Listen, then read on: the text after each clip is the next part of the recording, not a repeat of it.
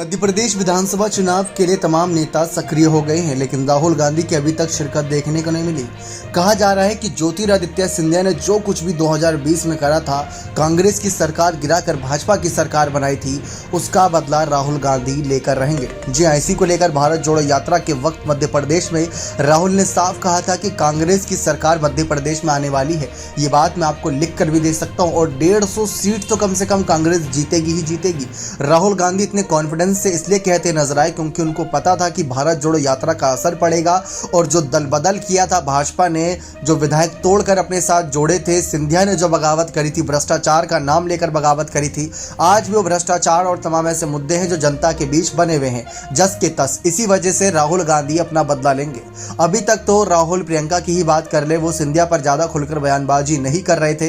राहुल गांधी ने सिर्फ इतना कहा था कि सिंधिया जैसे नेताओं पर अब भरोसा नहीं किया जा सकता, क्योंकि जिनके अंदर हिम्मत बीजेपी से लड़ने की नहीं थी वो बीजेपी में ही शामिल हो गए। तो ऐसे लोगों का कुछ नहीं हो सकता जो देश को बचाने के लिए देश को खत्म करने वाली पार्टी के साथ मिल रहे हैं। राहुल गांधी का बयान था। साथ ही साथ उन्होंने ये भी कहा था कि जो बिक गए हैं उन पर भरोसा नहीं है। एक बार नहीं, 2-3 बार राहुल गांधी बयान दे चुके हैं। लेकिन अब बात आई थी सिंधिया की कि क्या सिंधिया अपनी दोस्ती यारी निभाएंगे।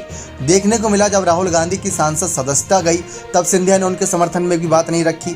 राहुल गांधी के खिलाफ शुरुआत से ही नजर आए, यहाँ तक कि अभी हाल ही में संसद सत्र के दौरान कांग्रेस नेताओं को ये धमकी दे दी कि मेरा मुंह मत खुलवाइए, अगर मैंने मुंह खोलना शुरू करा तो कांग्रेस इस सदन में नजर नहीं आएगी। तो वहां से सिंधिया के खिलाफ कहीं ना कहीं कांग्रेस ने तमाम रणनीतियां बुनना शुरू कर दिया है। शिवराज को तो हराना ही है, लेकिन सिंधिया से अपना बदला भी लेना है। जैसा कि आपने कर्नाटक में देखा था, कर्नाटक में कैसे दल बदल हुआ था, जिन नेताओं ने पाला बदला था, राहुल गांधी ने उनको सबक सिखाने के लिए खुद और बहन प्रियंका गांधी को आगे करके मोर्चा संभाला था। मल्लिकार्जुन खड़गे तमाम रणनीतियां वहां बनाई रहे थे, लेकिन यहां पर भी वही कुछ उदाहरण है। तो राहुल गांधी के सामने चुनौती है, लेकिन सिंधिया उनके पुराने ही दोस्त चुनौती के रूप में है, जो उनके दाव पेच, उनके पैतरे जानते हैं। बहुत सालों तक सिंधिया ने कांग्रेस के साथ, राहुल गांधी के साथ काम किया है। सिंधिया को लेकर राहुल प्रियंका खुद कहते थे कि वो हमारे पार्टी के मेंबर नहीं बल्कि परिवार की मेंबर की तरह थे।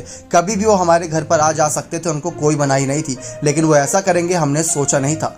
लेकिन जिस तरीके सिंधिया ने पाला बदला, जिस तरीके दल बदल किया, राहुल के मन में अब भी कांग्रेस की सरकार गिरने का एक कहीं ना कहीं मामला चल ही रहा है। और अब कांग्रेस अगर अपनी जीत का दावा बोलना चाहती है तो सिंधिया और शिवराज दोनों को ही आड़े हाथ लेना पड़ेगा।